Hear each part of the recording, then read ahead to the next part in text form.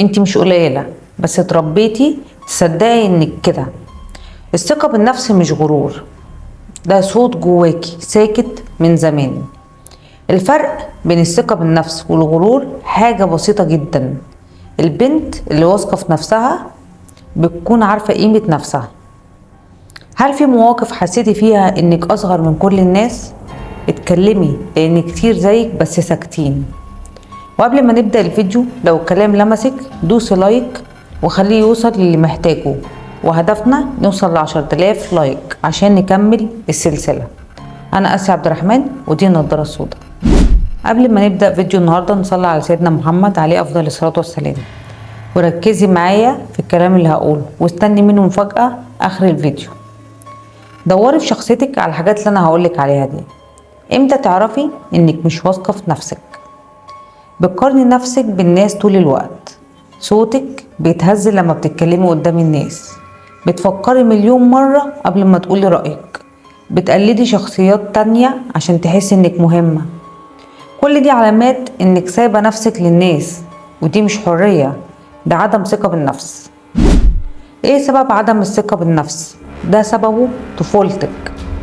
الناس اللي بيحبونا ممكن يكسرونا من غير ما يقصدوا، بانهم يلغوا شخصيتنا، زي اقعدي ساكتة، انت ما تعرفيش، شوف البنت دي احسن منك، ويطلعوا عيوب في ملامحنا ويتكلموا طول الوقت فيها. فطبيعي فتفقدي الثقة في نفسك. طيب ازاي تبني الثقة بنفسك من اول وجديد؟ اول حاجة، اعترفي انك كنتي ضعيفة بس خلاص. اكتبي 10 مواقف نجحت فيهم في حياتك واقريهم كل يوم. غيري عادتك، لبسك، مشيتك. الصورة بتسبق الصوت.